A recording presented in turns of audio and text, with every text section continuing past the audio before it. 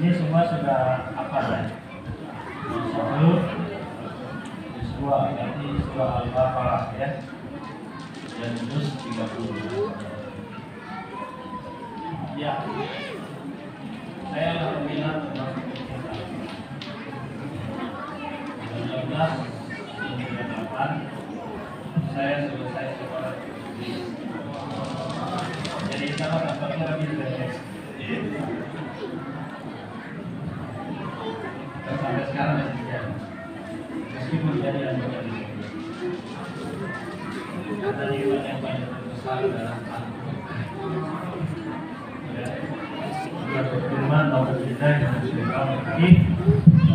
Laqad anzalna ilaikum kitaban fihi. Sungguh Allah Subhanahu wa taala telah menurunkan kepada kita Al-Qur'an yang di dalamnya terdapat kemuliaan kita.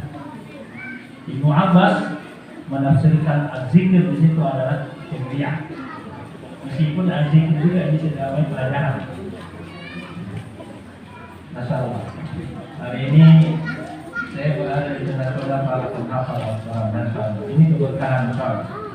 Ya, baik anak-anakku, mulai dari juz 30 dulu ya. Biasanya kan yang dihafal juz 30 dulu sebelum 30 juz. Kan 3 kali kan juz 30 nanti baru 30 juz. Kalau dulu di kampung saya membaca Al-Quran itu mulai dari Quran kecil.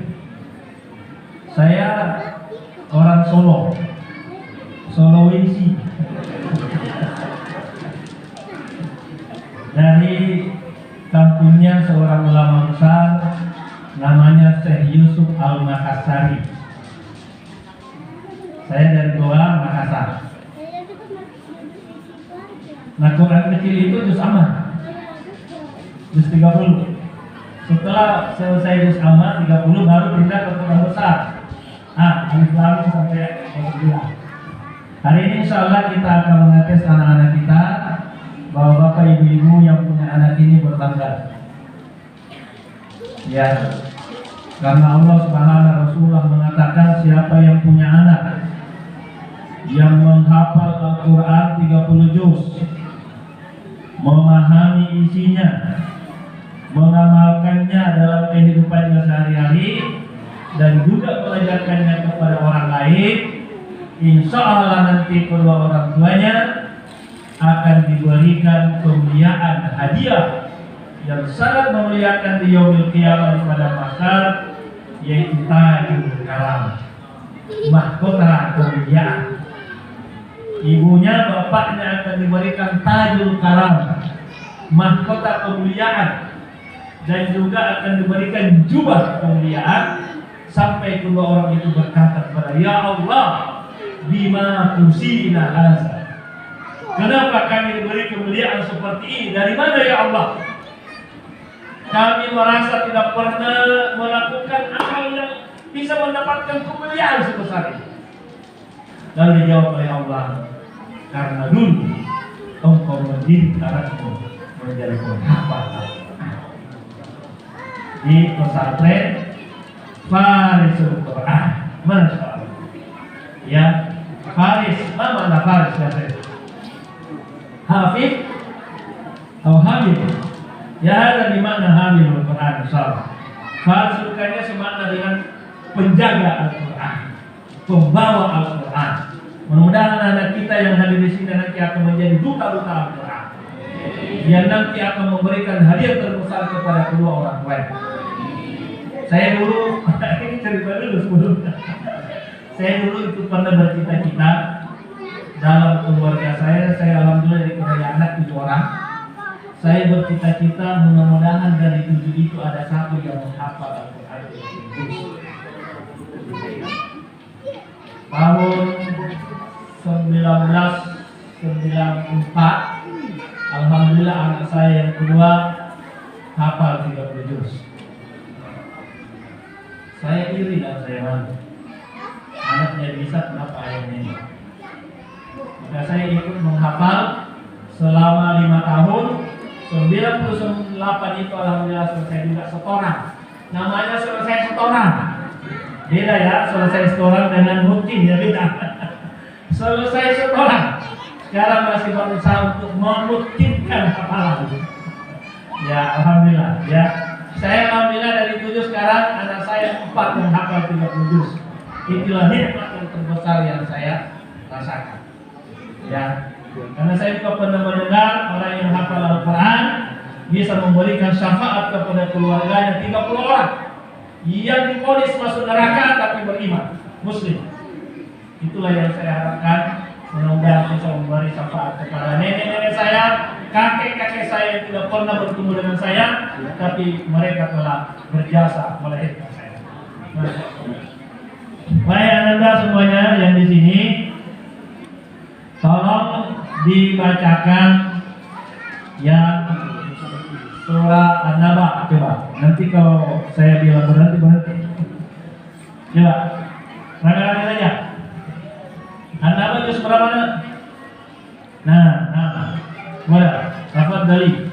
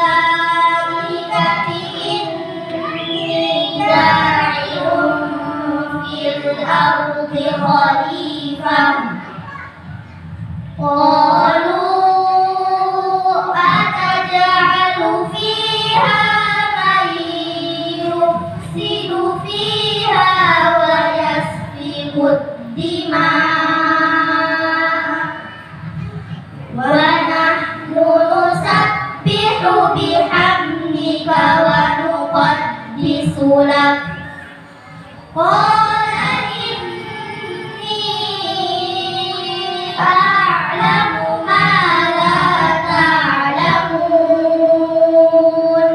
Cukup ya. Dua lagi. Yang pertama, Ananda, saya ingin Ananda lanjutkan apa yang saya baca ya. Qul nahbitu minha jami'an. Lanjut. قل نهبطوا منها جميعا فإما يأتينكم مني هدى فمن تبع هداي فلا خوف عليهم ولا هم يحزنون والذين كفروا وكذبوا بآياتنا أولئك أصحاب النار هم فيها خالدون. Terakhir, juz 2 ya, tadi juz 1, sekarang juz 2. Wa kadzalika ja'alnakum ummatan wasata. وكذلك جعلناكم أمة وسطا لتكونوا شهداء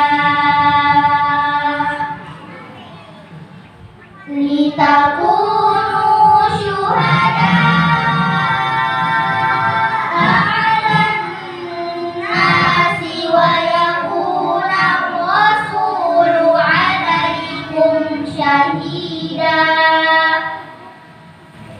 وما جعلنا القبلة التي كنت عليها إلا لنعلم من يتبع الرسول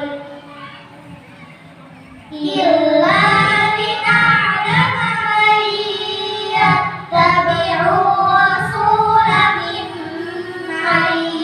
ينقلب على عقبيه وإن كانت لكبيرة إلا على الذين هدى الله وما كان الله ليضيع إيمانكم إن الله بالناس لرؤوف رحيم. Alhamdulillah, cukup ya, mewakili sudah. Jadi anak-anak kita ini hafal sudah 3 juz ya, 1, 2 dan 3. Ya, berarti tinggal 27 juz. Karena apa itu hanya 20 juz. Ini ada cerita yang menarik. Dulu ada seorang menteri, saya tidak mau nyebut nama, datang kepada Soeharto. Dia tanya seorang santri, sudah berapa hafalannya nak? Alhamdulillah Pak Menteri sudah 30 juz. Sudah 30. Kata Pak Menterinya, alhamdulillah dengan nak biar hafalannya lagi. Bingung anaknya. Kalau Pak Menteri ini nggak tahu kalau itu Al-Quran itu gimana. Ya, Masya Allah. Dan masih ada lagi sudah cukup. Ya, alhamdulillah ya. Nanti masing-masing anak ini nanti akan saya kasih hadiah 100 insya Allah.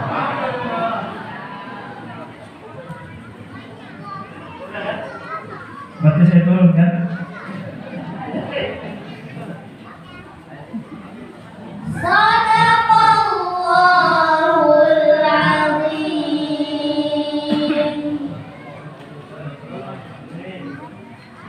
Assalamualaikum warahmatullahi wabarakatuh.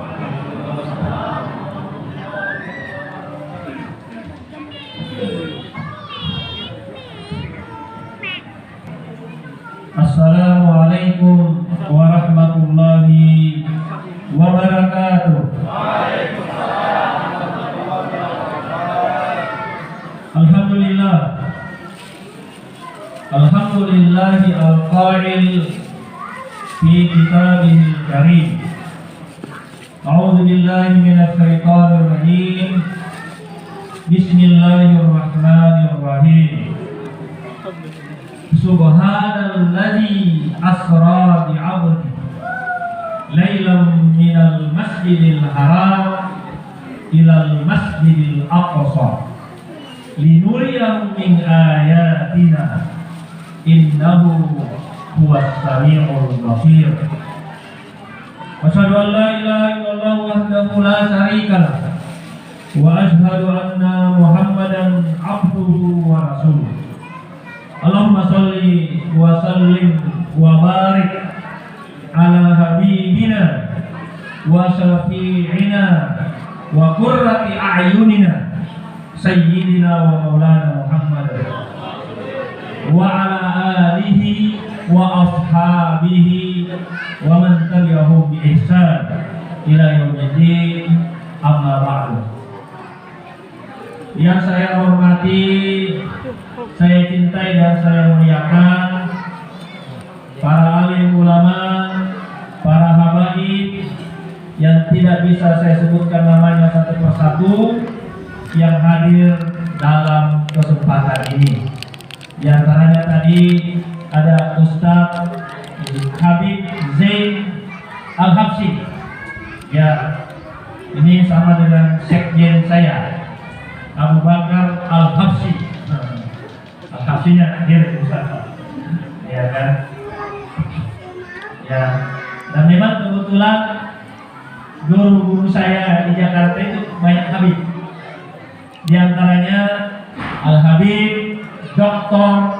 Salim Segaf Al-Jufri, cucu guru tua yang ada di Palu. Ya, Masya Allah. Jadi kalau ada orang yang mengatakan saya ini Wahabi, sudah terpatahkan, ya kan? Karena dulu-dulu pakai bahasa Bali, ya kan? Masya Allah, ya. Yang saya hormati para tokoh masyarakat, tadi juga ada wakil sekretaris camat Bengalon tadi? Bengalon aja ya. Ya.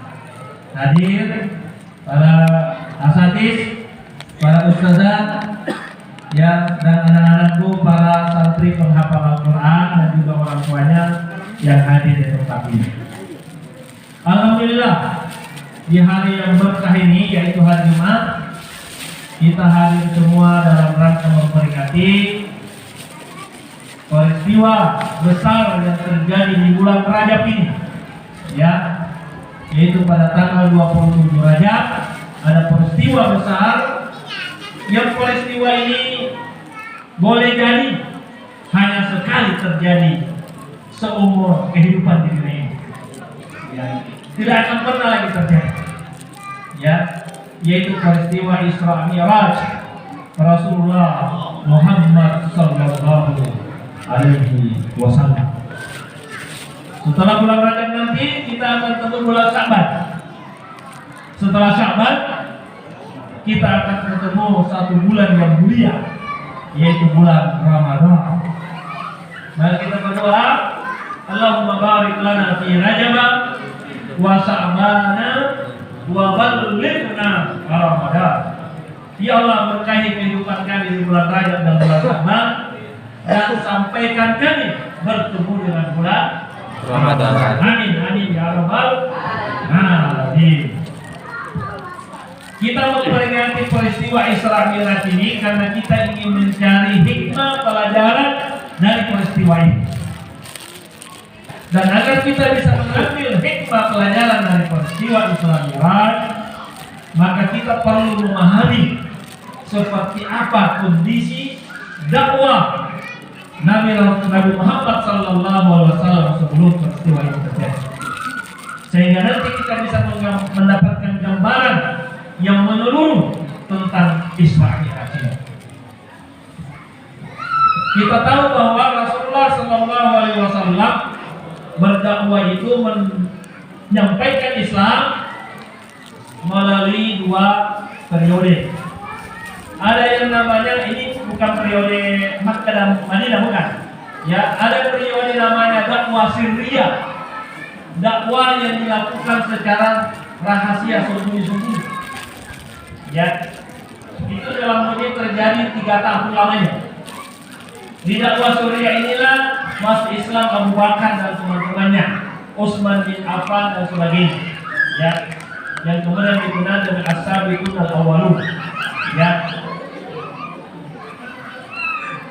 Lalu kemudian setelah turun firman Allah di akhir surah Al-Hijr, surah ke-15, fasda' bima tu'mar wa a'rid 'anil musyrikin. Sampaikanlah apa yang diperintahkan kepada Muhammad. Ya, dan berpalinglah dari orang-orang musyrik. Maka dakwah mulai dilakukan secara terang-terangan atau dakwah jahriyah. Jadi prinsip dakwah ada sirriyah, ada jahriyah. Ya. Nah, ketika dakwah ini dilakukan secara terang-terangan, saat itulah Rasulullah Muhammad SAW menghadapi berbagai rintangan, berbagai ujian dalam menyampaikan Islam ini. Jadi kalau kita sekarang menghadapkan rintangan dan tantangan dalam dakwah, itu yang biasa. Ya kan? Rasulullah bahkan menghadapi yang lebih berat dari itu. Ya. Pertama mulai dari fitnah, atau istilah sekarang apa itu? Kalau fitnah sekarang, masa kerennya fitnah sekarang apa? Bullying. Dibully lah. Itu bahasa kerennya fitnah. Ya kan? Bahasa kerennya fitnah sekarang dibully. Ya kan? Nabi SAW disebut orang gila. Bayangkan kalau bapak-bapak disebut orang gila, kira-kira tak pusing nggak? Disebut tukang sihir, Masya Allah. Ya, nah itu memusik Nabi SAW. Sampai Allah mengatakan, walaqad na'lamu annaka yadiqu sadruka bima yaqulun.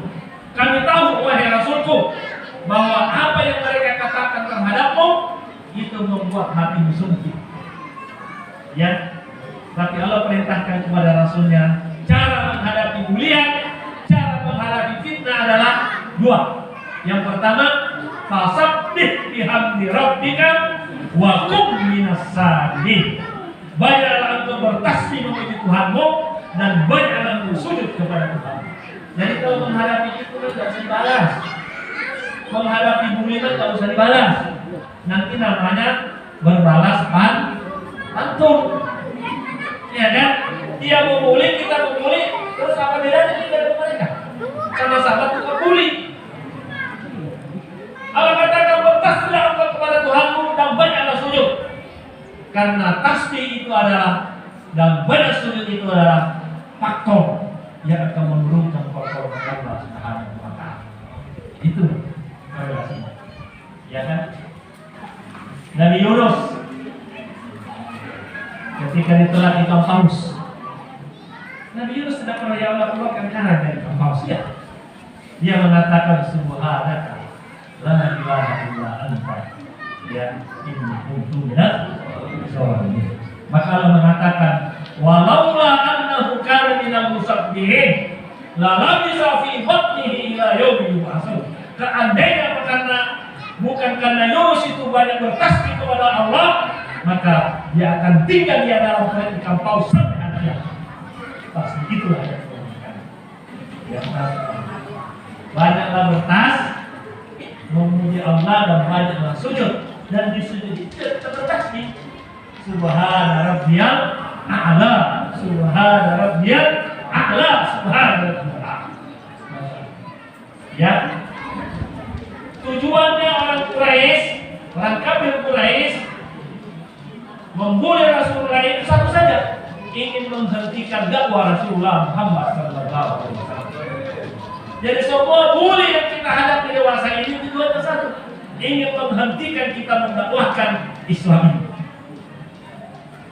Maka kalau kita berhenti, kita sudah kalah. Tapi karena Rasulullah tidak mempan dibully, mulai naik sedikit tensinya, mulai main fisik, ya.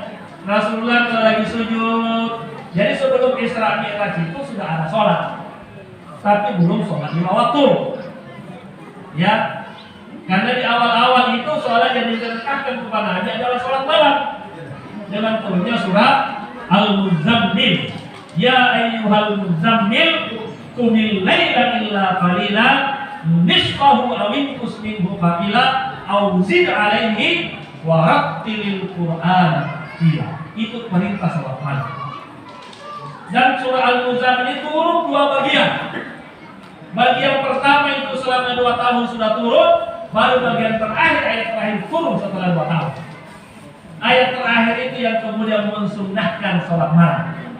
Jadi 2 tahun lamanya Rasulullah dan para sahabat diwajibkan sholat malam. Wajib. Baru Allah turunkan di ayat terakhir, Inna rabbaka ya'lamu, ya, dan seterusnya. Itu sesungguhnya Tuhan tahu ada di antara kamu yang sakit, ada yang perjalanan. Nah, maka bacalah Al-Quran yang mudah menjadi sunnah. Ya, setelah disunnahkan salat wajib itu, salat malam itu, tapi setelah disunnahkan Rasulullah tetap mewajibkan salat malam bagi diri, tidak pernah ditinggalkan. Ya, maka ditambah kewajiban sholat subuh dan asar. Jadi salat wajib ini subuh dan asar saja, 2 rakaat. Nah, ketika Rasulullah sholat asar di Makkah, di Ka'bah itu lagi sujud, orang-orang Quraisy datang membawa jeroan sak, jeroan onta ya. Jeroan onta ditaruh di atas punggungnya. Lagi sujud ditaruh jeroan onta di atas punggungnya. Sampai Rasulullah tidak mau bangun dari sujudnya. Sampai putrinya Fatimah radhiyallahu anha datang mengambil jeroan itu, lalu Rasulullah bangun dari situ. Kadang kalau Rasulullah sedang berjalan di lorong-lorong kota Makkah, orang Quraisy yang muslim menaruh tangan di atas kepalanya. Ya, kita belum pun merasakan, dan kita tidak mau supaya merasakan. Ya. Sampai Rasulullah pulang ke rumah, putrinya Fatimah menangis. Ya Rasulullah, betapa berat dia kepada. Lalu Rasulullah menghimbau putrinya, wahai putriku, kamu jangan bersini.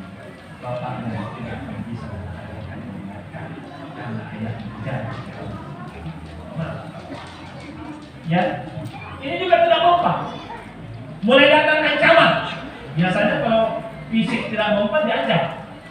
Datanglah rombongan orang-orang Quraisy menemui paman Rasulullah, Abu Thalib. Mereka mengatakan, wahai Abu Thalib, saya sudah meminta ponakanmu untuk menghentikan dakwahnya secara baik-baik. Kalau kamu tidak bisa menghentikannya juga, maka kami orang-orang Quraisy akan memerangi kamu sampai satu di antara kita yang binasa. Abu Thalib sudah kuat. Dia merasa ini kalau perang dengan suku saya sendiri masalah. Ya, bersama Quraisy harus perang. Saya sudah kuat. Maka dia memanggil Rasulullah SAW. Dia mengatakan, wahai, kalau Abu Thalib memanggil Rasulullah itu yang akrab, ya bana akhi, wahai anak saudara. Tidak mau menyebut namanya langsung, ya bana akhi, wahai anak saudara. Karena ayahnya Rasulullah itu adiknya Abu Thalib. Ya, sesungguhnya kamu datang kepada saya begini. Lalu dia mengatakan, jangan engkau bebani aku, wahai anakku, dengan beban yang tidak sanggup aku pikul. Kata-kata ini ditafsiri oleh Rasulullah berarti pamannya sudah tidak mau lagi membelanya. Karena selama ini boleh membela. Istilahnya tidak ada yang berani mencoba Rasulullah karena ada bekalnya. Maka Rasulullah kemudian bersedih dan menangis dan dia berkata kepada pamannya, "Wallahi ya ammi, demi Allah wahai pamanku, law wada usamsa fi yamini wal qamara fi yasar ala an atruka hadzal amra ma fa'altu." Demi Allah wahai pamanku, kalau mereka bisa meletakkan matahari di tangan kananku, rembulan di tangan kiriku, agar aku meninggalkan memperjuangkan agama ini al-Islam, saya tidak akan pernah melakukannya sampai satu dari dua hal yang terjadi. Yang pertama, Islam ini tegak karena aku memperjuangkannya, atau aku binasa karena membelanya. Sambil berkata begitu, Rasulullah mau pergi dari rumah karena merasa pamannya tidak mau melindungi. Mendengar itu pamannya terenyuh dan melihat anak saudaranya mau pergi, dia panggil, dia berkata, "Kembali, wahai anak saudara, pergilah dan katakan apa yang kau ingin katakan kepada mereka. Saya pamanmu selamanya tidak akan menyerahkan kamu kepada mereka." Nah, itulah yang membuat Rasulullah sangat mencintai pamannya. Sampai di akhir ayatnya dia berkata, "Ya amriku, la ilaha illallah." Katakan kepada paman, "La ilaha illallah." Apa kamu bela di hadapan Allah? Tapi datang Abu Jahal juga. Ya Allah, apakah engkau meninggalkan agama yang mulia? Akhirnya Abu Talib ini mau tahu sahabat. Ya, masalah. Ya, itu tidak mempan, diancam tidak mempan, dibully tidak mempan, disakiti tidak mempan, dihantar tidak mempan. Nah, biasanya turun lagi negosiasi. Ini akan terjadi terus. Negosiasi. Datanglah Al-Mughirah yang sering dikenal dengan Al-Walid. Al-Mughirah ini orang kayanya Quraisy. Orang paling kaya Quraisy namanya Abu Walid atau Al-Mughirah tadi. Dia datang kepada Nabi. "Wahai Muhammad," karena dia tidak percaya Rasul kan. "Wahai Muhammad, ya, saya datang mewakili kaummu. Kalau engkau dengan dakwahmu ini ingin menjadi raja, jadi tanpa pemilu, langsung diangkat jadi raja. Kalau sekarang pemilu dulu. Kalau engkau ingin jadi raja, kami semua sepakat mengangkatmu menjadi raja kami. Yang kedua, kalau yang engkau inginkan dari dakwahmu ini dengan harta, kami akan kumpulkan semua harta kami orang-orang Quraisy, separuhnya saya berikan kepada kamu, separuhnya yang saya berikan." Makanya, jadi nanti para pemilik orang yang paling kaya dalam agama. Nah, yang ketiga kata Al-Walid, dan jika engkau menghendaki wanita, masa Allah, kamu tinggal tunggu aja. Kamu yang perlu saja. Jadi tawaran itu selalu tiga T. Tahta, harta, wanita. Itu berulang terus. Rasulullah kemudian mendengarkan dengan baik apa yang disampaikan, sabar benar. Setelah selesai dia mengatakan, "Ya Abul Walid, sudah selesai kamu berkata." "Sudah ya Rasulullah, ya Muhammad." "Sudah ya Muhammad." "Baik, dengarkan baik-baik jawaban saya." Boleh membaca surah As-Sajdah dari ayat 1 sampai 15. Alif Lam Mim, Tanzil Kitab dan seterusnya yang sering dibaca imam di sholat subuh hari Jumat. Nanti akan sambil sujud tilawah. Masya Allah. Sampai pada ayat 15. Ya. Innama yu'minu bi ayatina allazina idza zukiru biha kharru sujjada wa sabbahu bihamdi rabbihim wa hum la yastakbirun. Awalnya cukup banget, cukup jangan lanjut. Karena awalnya sudah mulai pucat, masih ketakutan. Mukanya sudah pucat, hilang dan akhir ketakutan. Karena sebelum ayat 15 dianggap walau tara izil mujrimuna nakisu ru'usihim inda rabbihim. Seandainya nanti kau lihat pemandangan yang mengerikan di hari kiamat ketika para pendosa itu, orang-orang yang tidak mau beriman dengan Islam itu, dengan Allah Ta'ala itu, mereka menundukkan kepalanya di hari kiamat, di yaumil akhir, karena mau sambil berkata, Rabbana absarna wa sami'na farji'na na'mal shalih. Di akhirat baru mereka paham, di akhirat setelah mereka melihat neraka dan surga, baru mereka sadar. Maka dia bilang, ya Allah, kembalikanlah kami ke dunia. Kami akan menjadi hambamu yang soleh, hambamu yang taat. Sekarang kami sudah sadar. Apa kata Allah? Jadi kamu baru sadar sekarang, setelah sampai di akhirat. Masya Allah, Masya Allah. Ya kan? Berapa lama kau hidup di dunia? Bukankah telah aku panjangkan umurmu, telah aku berikan kesempatan kepadamu, telah datang para pemberi peringatan, para guru-guru kepadamu, kau ngapain aja? Ya sudah merasakan sudah dekat. Lagi pula dunia sudah tidak ada. Kan sudah kiamat. Kan ada dunia. Ya. Maka pucat pasti mukanya, lalu mengatakan itu. Lalu dia pun dibalik. Sampai ke pulang ke kaumnya Abu Wali, ada apa denganmu? Tadi kamu berantem oleh Muhammad dengan gue yang semangat, kok kamu pulang langsung? Ada apa? Dia bilang sudah, tidak usah ganggu Muhammad. Dia bilang biarkan aja dari mereka.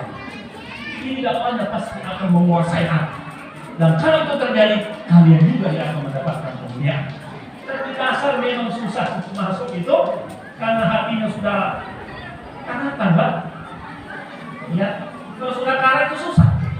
Kalau barrana ala qulubihim ma kanu yaksibun. Apa kerja-kerja mereka saat itu membuat hatinya berkarat. Kalau sudah berkarat, kata Allah ala qulubihim wa ala sam'ihim wa ala absarihim bisawatun. Akhirnya sawa'un alaihim a'anzartahum am lam tunzirhum la yu'minun. Masyaallah. Ya. Di kulit tidak mempan, disakiti fisiknya juga tidak mempan, diancam pun tidak mempan, dibujuk lain juga tidak mempan.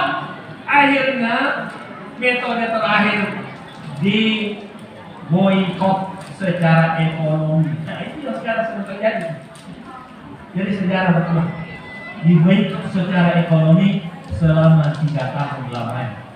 Tidak boleh orang bertransaksi berdagang dengan sukunya Bani Hasyim.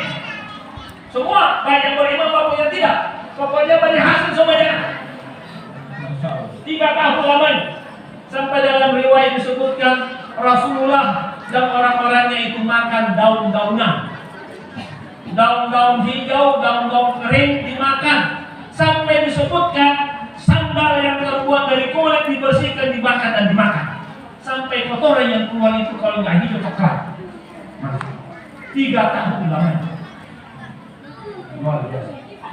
Sampai kemudian perjanjian pemboikotan yang digantung di Ka'bah itu dimakan rakyat. Jadi rakyat yang memakannya. Semua perjanjian pemboikotan dimakan oleh rakyat, kecuali kata-kata Allah tidak dimakan. Semua kata Allah tetap ditingkatkan, yang lain dimakan sama rakyat. Akhirnya secara resmi pemboikotan dibatalkan karena perjanjiannya sudah tidak ada. 3 tahun lamanya.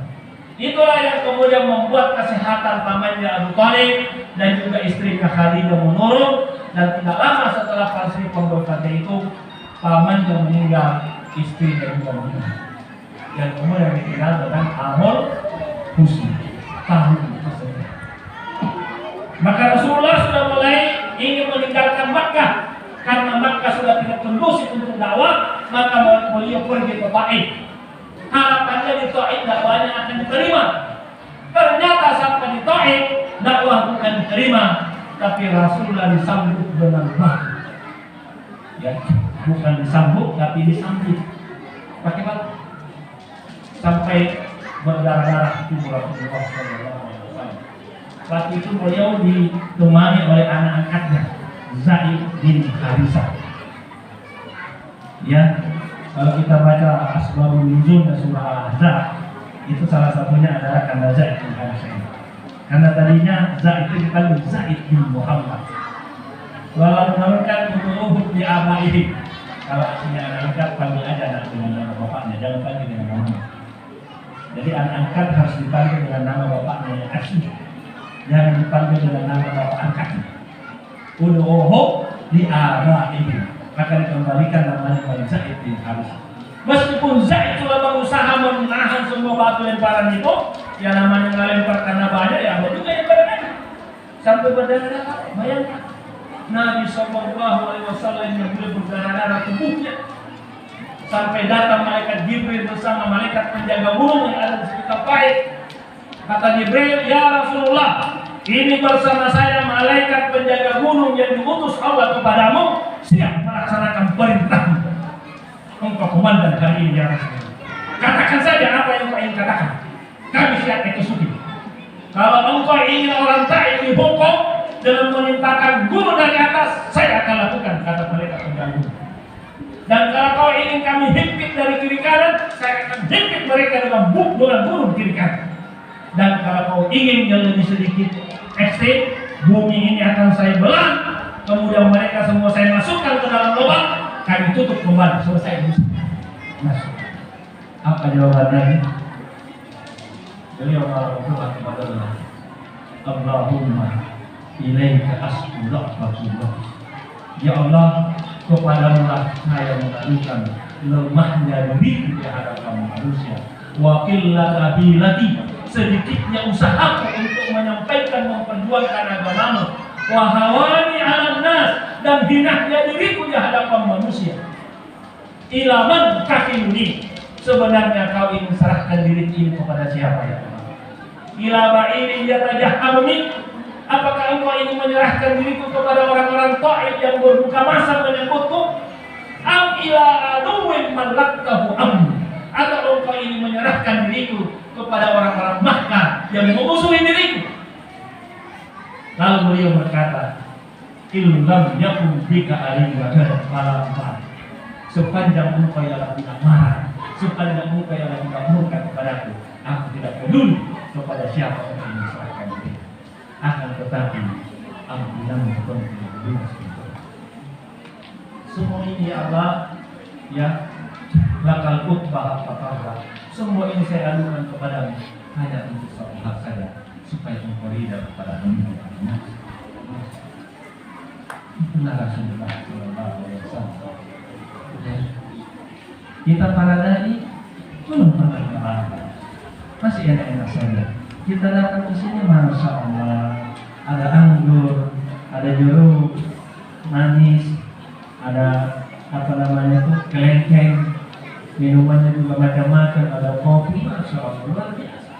Rasulullah berdoa sudah mengalami semua. Ya, ya. Nah, pertanyaannya sebenarnya adalah, kenapa Allah membiarkan Rasulnya mengalami semua tantangan keras seperti itu? Apakah Allah tidak sanggup menolong Rasulnya, menolong orang-orang yang beriman dari gangguan akal? Penulis sejarah Dr. Muhammad Ramadan Al-Buti mengatakan, bukan itu, tapi sengaja Allah berikan keadaan.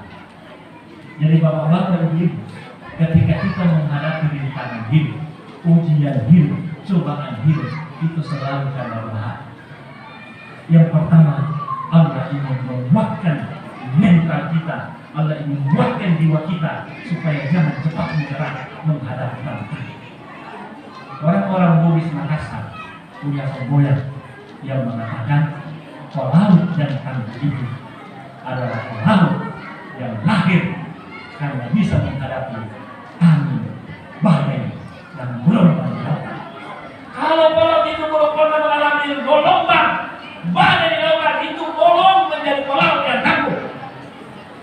Orang yang hebat adalah orang yang bisa menaklukkan tantangan dan rintangan hidup dalam kehidupan ini.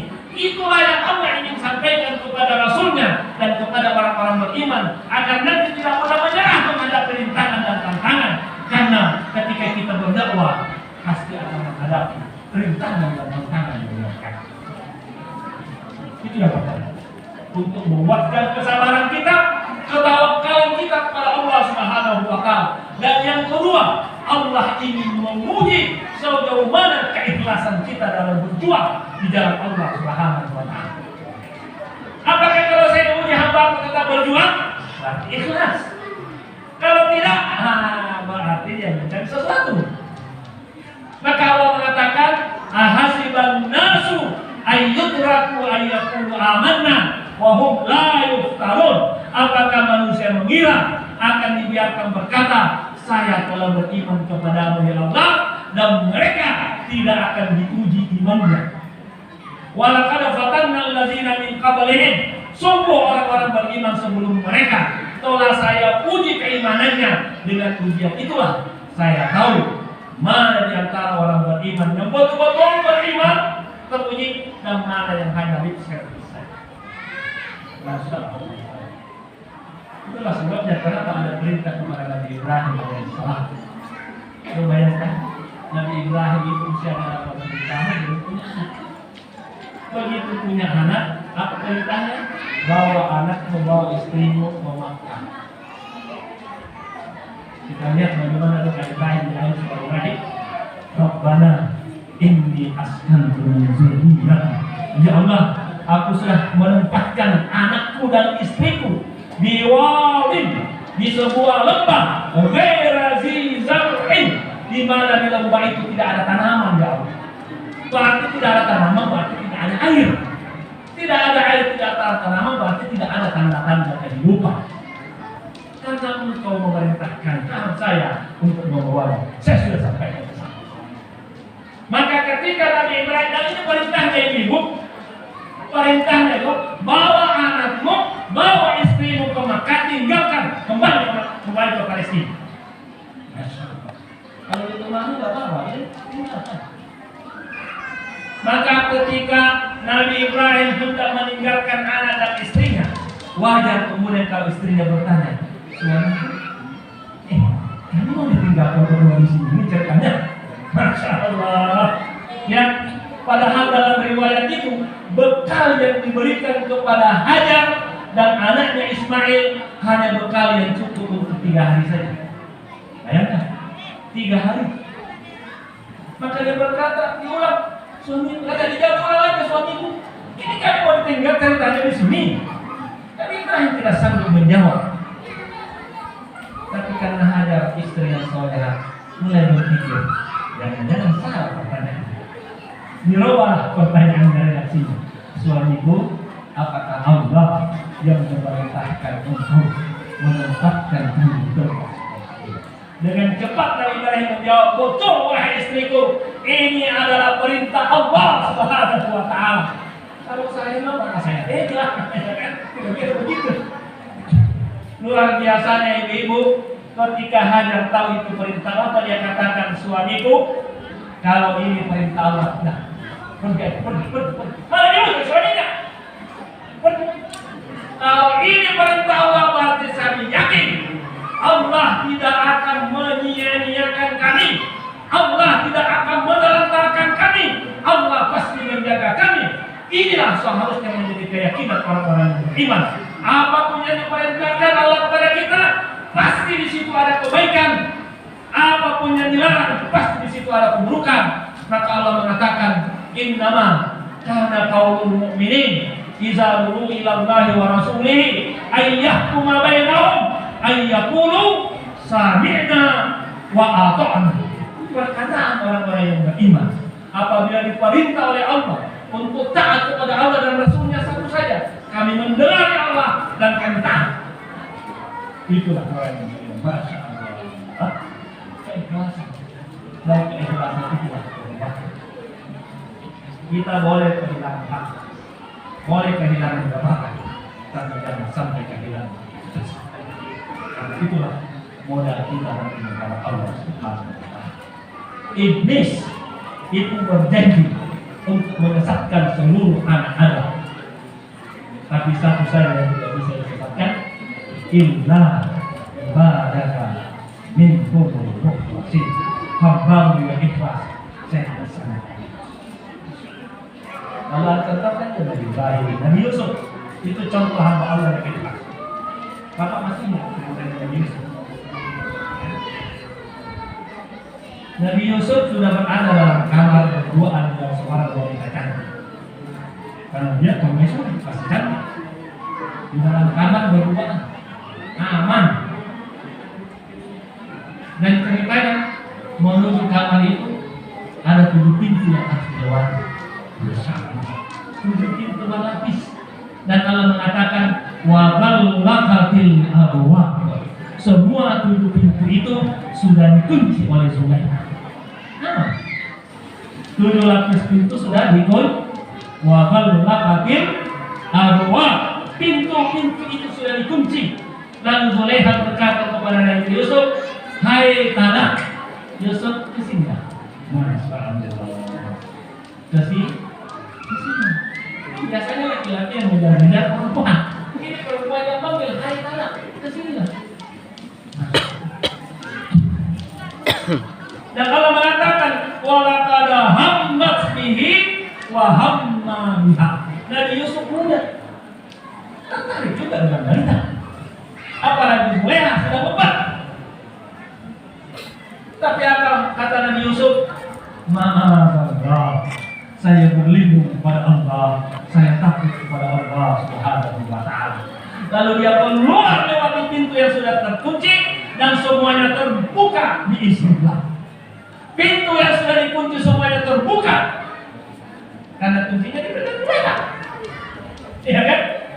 7-7-nya dibuka, semuanya terbuka. Rahasianya apa kata Allah? Innahu min ibadinal mukhlasin. Karena Yusuf salah seorang hamba yang mukhlas. Mukhlas itu keikhlasannya sudah tertanda. Kalau mukhlis, kadang-kadang. Tapi kalau mukhlas ada fathah, itu ikhlasnya sudah darah daging. Masyaallah. Ya. Ini baru pengantar ini. Dulu saya masyaallah. Nah, itu pengantarnya. Sampai jam berapa kita? Pak Ansar Karim, kita mau bantu di mana nanti? Berapa perjalanan ke sana? Mana Pak Ansar Karim? Di mana khutbah Jumat? Oh, di sini. Tinggal berangkat saja berarti. Sampai jam 12 masih bisa. Kok banyak Jumatnya kan 12.50. Masya Allah. Oh, izin dulu ya. Masya Allah. Mau dilanjutkan, Bu? Masya Allah. Kita masuk ke hikmah. Ya, kita sudah paham tadi kondisi, ya. Betapa besar rintangan halangan yang dihadapi Rasulullah dalam memperjuangkan Islam. Maka Allah Subhanahu wa ta'ala pertama ingin memberikan hiburan kepada Rasul. Jadi Isra Mi'raj ini pertama hiburan. Enggak bersedih. Orang kalau bersedih jauh, ya dihibur lah. Iya kan? Masa orang bersedih jangan bersedih. Ya dihibur. Biasanya hiburan itu itulah perjalanan tamasya, betul kan? Maka Allah memperjalankan Rasulnya. Tapi perjalanan itu diawali dengan kata Subhan. Subhanallazi asra bi 'abdihi. Kata subhana itu selalu menunjukkan di baliknya ada peristiwa besar yang itu di luar nalar, di luar kehidupan manusia. Perjalanan dari Makkah ke Palestina saja itu normalnya dengan kendaraan yang ada pada saat itu 1,5 bulan sekali jalan. Dari Makkah ke Palestina 1,5 bulan. Berarti kalau pulang pergi 3 bulan. Apalagi sebelum balik ke Makkah naik lagi ke Sidratul Muntaha. Langit 7 ditembus sampai ke tempat penghabisan Sidratul Muntaha. Itu perlu mungkin 1 tahun lebih untuk sampai ke sana, atau bisa jadi lebih. Naik ke bulan aja berapa? Sekarang pesawat ke bulan berapa lama? 2 bulan.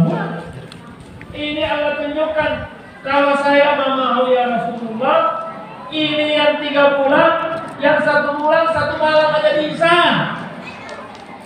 Makanya Allah mengatakan liyuriyahu min ayatina, agar kami perlihatkan tanda-tanda kebesaran kami kepada Rasulullah Muhammad SAW. Maka bapak-bapak, ibu-ibu, saudara Jadi carilah rekreasi akan menguatkan iman. Jangan rekreasi akan merusak iman. Bagaimana nggak rusak? Rekreasinya ke bar, rekreasinya ke tempat-tempat maksiat. Gak begitu. Maka minal masjidil haram ilal masjidil aqsa. Pertanyaannya yang kedua, kenapa harus ke Masjidil Aqsa? Kenapa tidak langsung aja dari Masjidil Haram naik ke Sidratul Muntaha? Apakah tidak bisa? Sangat bisa. Tapi kenapa harus ke Palestina? Karena Allah ingin menunjukkan kepada kita umat Rasulullah, Palestina itu tempat yang kamu harus jaga. Ini amanah dari Allah untuk menjaga Palestina. Yang di sana ada Masjidil Aqsa. Ya kan? Ini persoalan penting Masjidil Aqsa. Masjidil Aqsa itu dengan Masjidil Haram yang ada di Makkah selisih pembangunannya hanya 40 tahun saja. Sangat dekat. Jadi tempat ibadah yang paling pertama dibangun itu Masjidil Haram di Makkah, yang kedua Masjidil Aqsa yang ada di Palestina. Dan semua nabi yang pernah diutus oleh Allah itu pernah datang ke Palestina. Maka kalau kita perhatikan ketika Nabi naik di langit, dari langit 1 sampai langit 7, hampir semua nabi yang ditemuinya adalah nabi yang berasal dari Palestina. Ya, di langit pertama bertemu dengan Abu Basar, bapak manusia Adam. Di langit kedua ketemu dengan Nabi Isa dan Nabi Yahya. Nabi Isa dan Nabi Yahya ini kan orang Bani Israel. Bani Israel itu tinggalnya di Palestina dulu. Nabi Ibrahim yang pertama kali membawanya. Di langit ketiga ketemu dengan Nabi Yusuf alaihissalam. Dia juga anaknya Yakub langsung. Dan Nabi Yusuf inilah yang membawa Bani Israel ke Mesir. Makanya kemudian Nabi Musa diminta Allah menyelamatkan Bani Israel dari Mesir karena diperbudak oleh Fir'aun, membawa kembali ke Palestina. Nah, langit keempat ketemu Nabi Idris. Di langit kelima ketemu lagi Nabi Harun, saudaranya Musa, bukan saya. Namanya sama, Harun. Di langit keenam ketemu dengan Nabi Musa alaihissalam, orang Palestina. Di langit ketujuh ketemu dengan Nabi Ibrahim alaihissalam. Ini Al-Anbiya yang pertama kali membawa kewarganegaraan ke Palestina. Ya, Nabi Ibrahim punya 2 anak yang kita kenal. Ismail anaknya yang pertama, yang kedua Ishak. Ishak itu tinggal di Palestina. Ismail tinggal di Makkah. Ya. Maka ini sebenarnya mengunjungi kampung kedua yang Nabi Muhammad SAW. Kampung kakeknya yaitu Ibrahim ke Palestina. Ya, di Palestina bertemu dengan para nabi, sholat di Palestina, memimpin. Setelah naik ke langit ke-7 sampai ke Sidratul Muntaha. Ya, itu hikmahnya. Ya, jadi rihlah yang akan menguatkan keimanan Rasulullah Sallallahu Alaihi Wasallam. Ya kan? Kira-kira Allah ingin mengatakan kepada Rasulnya begitu. Wahai Rasul, tidak usah risau kalau saya menghendaki, ya saya jamin agama pasti akan menang. Rintangan-tantangan yang kau hadapi itu adalah kesalahan kita dan ikhlas beriman. Itu saja. Kita ingin menguji keikhlasan kita. Ya, kalau Allah menghendaki semuanya bisa terjadi. Perjalanan 3 bulan jadi 1 malam. Makanya ketika Nabi pulang, jadi sumber mulia. Kata orang Quraisy, betul-betul Muhammad sudah gila. Katanya dari Palestina balik ke sini dalam 1 malam, bahkan naik ke langit ke-7 1 malam. Maka datanglah dia menemui Abu Bakar. Istilahnya mau mempengaruhi. Tahu percaya nggak sama temannya? Maksudnya dari mana? Apa? Masa dia mengatakan tadi malam pergi ke Palestina, sholat di Masjid Aqsa, naik ke langit ketujuh, pergi ke rumah Allah, pulang lagi hanya dalam satu malam. Kamu percaya? Disinilah keimanan Abu Bakar itu teruji. Apa dia katakan?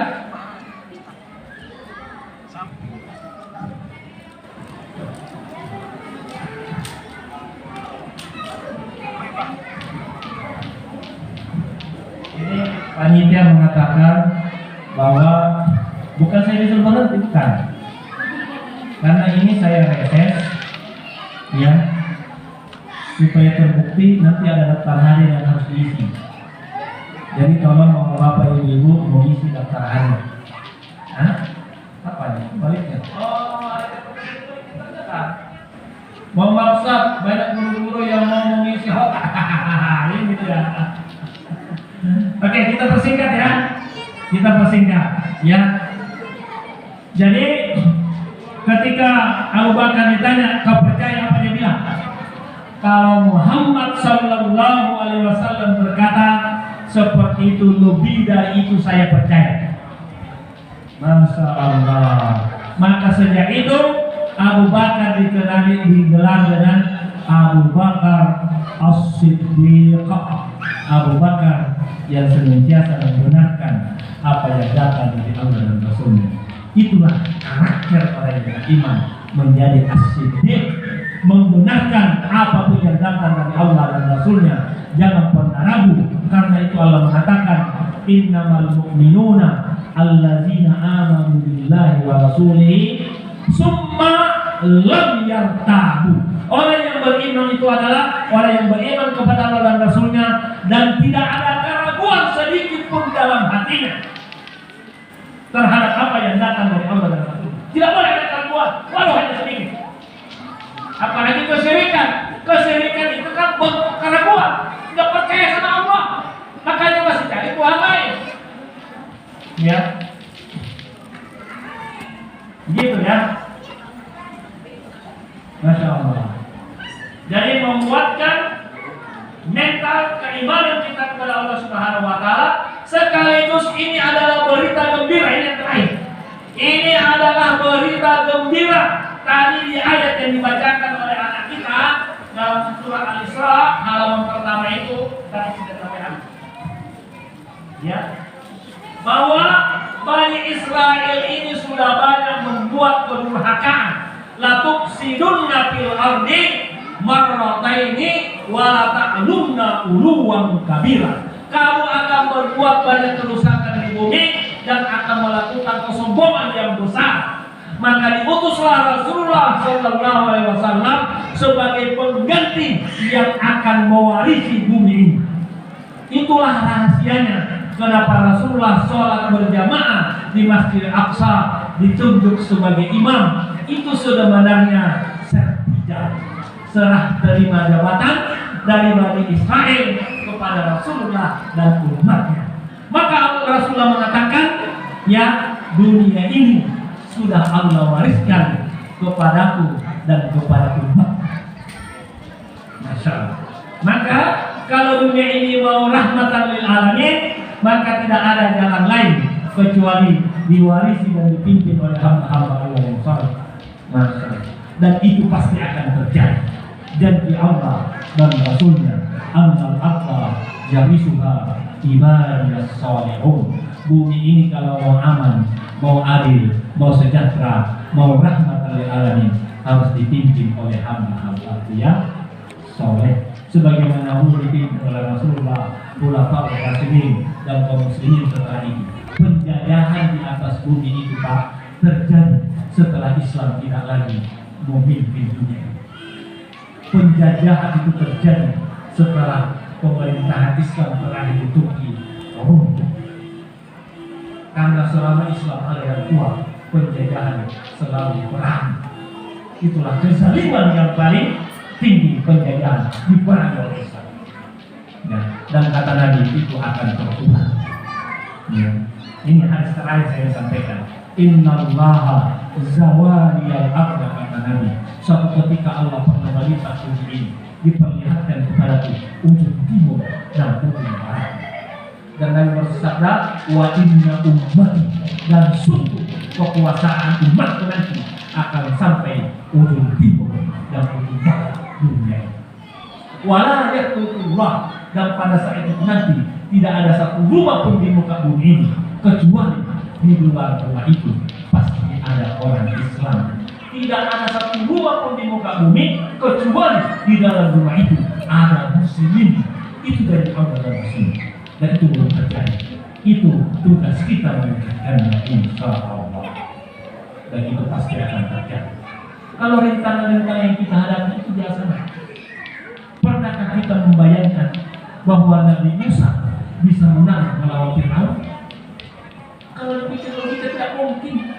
Istilahnya kalau kita pikir sekarang, yang kondisi umat saya bisa kan menjadi pemimpin dunia. Bagi Allah inna ma'amruhu idza arada shay'an ayyakuna lahu kun. Sekali firman aja Musa, pukul laut itu, dipukul laut terbang.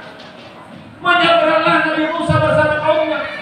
Fir'aun yang merasa akan kehilangan buruan, tidak pikir panjang, masuk mengejar, padahal itu jebakan dari Allah Subhanahu wa taala.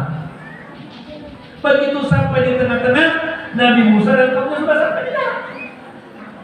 Kata Allah kepada laut, "Hei laut, selesai tugasmu, kembali lagi dari air." Mencairlah, tenggelamlah Fir'aun. Dalam riwayat disebutkan ketika Fir'aun akan tenggelam, itu memanggil Musa sebanyak 70 kali. Musa, selamatkan aku. Musa, selamatkan aku. Lalu Allah berfirman kepada Musa, "Hai Musa, apa engkau tidak dengar? Nabi Fir'aun itu memanggil-manggil." "Tidak ya Allah, kami tidak dengar." Dia bilang, "Dia memanggil kamu 70 kali. Seandainya," kata Allah, "dia memanggil namaku bukan namamu, aku akan selamatkan dia. Tapi yang dipanggil namamu, maka saya dengarkan dia terkurang." Masya Allah. Ya. Yakin kita kepada Allah Subhanahu wa taala, ya. Maka apa di sini nih? Temanya Islam kita sebagai momen menguatkan kecintaan kita kepada Nabi Muhammad SAW. Kalau bukan karena kesungguhan Nabi yang telah mengorbankan jiwa raganya untuk menyampaikan Islam ini yang sekarang kita nikmati, maka wajar kalau kita mencintai ini. Rasulullah pernah ditanya, ada sahabat, "Ya Rasulullah, izinkan saya menemanimu di dalam surga." Kata Nabi, "Apa modalmu untuk menemani saya?" "Saya tidak punya modal ya Allah, ya Rasulullah, kecuali satu, saya mencintai." Lalu Rasulullah mengatakan, "Al-mar'u ma'aman ahabba." Orang nanti akan bersama dengan mencintainya. Kalau kita mencintai Rasulullah Sallallahu Alaihi Wasallam, insya Allah kita akan bersama beliau dalam surga. Termasuk kecintaan kita kalau kita mencintai Rasulullah.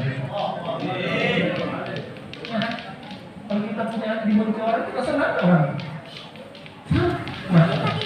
Ya. Maka saya katakan hari Uhud buka-buka. Saya mencintai karena Allah Subhanahu Wa Taala. Nah, semuanya kita ikut habis menghadapkan kecintaan kakek. Masya Allah. Apalagi yang kedua itu. Dan mulai dari ahli Nabi Muhammad Sallallahu Alaihi Wasallam, kita hiasi diri kita dengan sholat, oleh-oleh yang akan menguatkan keamanan dan keyakinan itu satu sholat. Makanya oleh-oleh Islam adalah sholat. Sholat itulah yang akan menguatkan keimanan, akan menguatkan keyakinan kita. Maka jangan pernah meninggalkan sholat. Anak-anakku, jangan pernah meninggalkan sholat. Kalian bisa jadi apa saja. Mau jadi bupati, boleh. Mau jadi anggota dewan seperti saya juga boleh. Mau jadi gubernur juga boleh. Mau jadi presiden juga sangat boleh. Apa pun bisa. Yang tidak boleh anak-anakku tinggalkan adalah jadilah hamba-hamba Allah yang soleh. Maka kalau jadi bupati yang soleh, jadi gubernur yang soleh, jadi presiden yang soleh, jadi dokter yang soleh, jadi insinyur yang soleh. Kalau bekerja, dia lakukan dengan baik. Kemarin saya tadi mampir di masjid, apa ini masjid Jami kita asalnya? Itu pagar, itu pokok saya yang berjuang. Tapi saya terenyuh melihat hasil kerjaan. tidak memuaskan. Malu saya sebagai pokok. Maka anak-anakku kalau jadi insinyur, jadi kontraktor, jadilah kontraktor yang soleh. Semua yang kita lakukan di dunia ini akan kita pertanggungjawabkan di hadapan Allah Subhanahu wa taala. Faman ya'mal mithqala dzarrah khairan yarah wa man ya'mal mithqala dzarrah syarran yarah. Sedikit besarnya semua pasti akan dibalas, baik dibalas dengan kebaikan, buruk dibalas dengan kebaikan. Juga sudah keburukan. Kalau tadi ayat yang dibaca oleh anak-anak kita itu dilanjutkan, lanjutannya sebenarnya in ahsantum di anfusikum. Kalau kamu berbuat baik, itu baik untuk dirimu. Wa in asatum falaha. Kalau kamu berbuat buruk, itu juga untuk dirimu. Lalu kalau begitu, kenapa kita berbuat buruk? Maka kalau ada yang berbuat buruk kepada kita, balas dengan kebaikan. Itulah akhlak Rasulullah Sallallahu Alaihi Wasallam. Rasulullah dicaci, Rasulullah dimaki setiap hari. Apa yang dia balasin? Dibawain makanan, disuapin orang itu. Orangnya buta. Masya Allah. Sampai Rasulullah wafat itu dilakukan. Setelah Rasulullah wafat diganti Abu Bakar. Begitu Abu Bakar datang ditanya oleh orang buta itu, kamu siapa? Saya yang selama ini menyuapimu. Kamu pasti bohong. Dari mana kau tahu? Karena yang selama ini menyuapi saya, dia menyuapi dengan sangat lembut, makanannya halus. Kamu itu kasar, makanannya juga kasar. Masya Allah. Abu Bakar bilang, tahukah kamu siapa? Tidak tahu. Dialah Muhammad Rasulullah. Mendengar nama Muhammad disebutkan, orang itu kayak sotrom lompat dan mengatakan, Muhammad yang selama ini saya caci, yang selama ini saya hina, dia kayak menyuapi saya dengan begitu baik, begitu lembut. Dia menangis dan sejak itu dia bersyahadat, asyhadu an la ilaha illallah. Masya Allah. Itulah akhlak Rasulullah Sallallahu Alaihi Wasallam. Laqad kana lakum fi Rasulillahi uswatun hasanah. Dan sekalian anak-anakku, akhlak Rasulullah itu jangan Al-Quran. Karena huluhu Al-Quran. Ini yang biasa sampaikan, lebih kurangnya mohon dimaafkan. Aku qouli hadza wa astaghfirullah li wa lakum. Wassalamualaikum warahmatullahi wabarakatuh. Waalaikumsalam warahmatullahi wabarakatuh.